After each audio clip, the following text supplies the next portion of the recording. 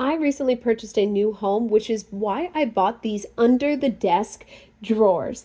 Now, did I use them underneath my desk? Absolutely not. I actually use them to feng shui my pantry. So I love putting things in baskets. I feel like it gives things a home. But when I did that, what I left was an excess of vertical space that wasn't being taken advantage of.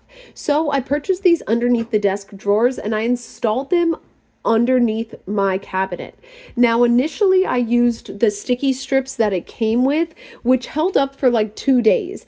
Now, I think it would have held up longer, except for the fact that when they built my shelving, as you can see, there is a lip and then it's flat. So it wasn't sitting flush. Everything is kind of slanted downward a little bit. That being said, I haven't had an issue with the baskets rolling forward. So in the listing, it will say, do not do it if you have a lip. That being said, I have been doing it with a lip, and it is because I ended up drilling it into the lip and then to the back, which is why it created a slant of sorts. But I really needed a basket to be able to hold my onions and garlic and stuff like that, as well as extra materials, because I really wanted to take more advantage of that vertical space that I was losing.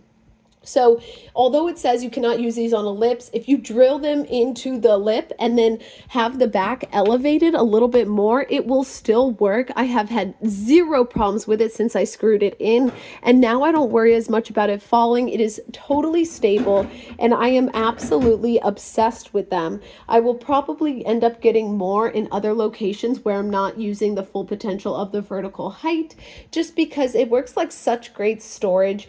These would also be great underneath a desk. Just know that if there is a lip, just drill it in, but you might have a problem if the lip is created from metal rather than wood.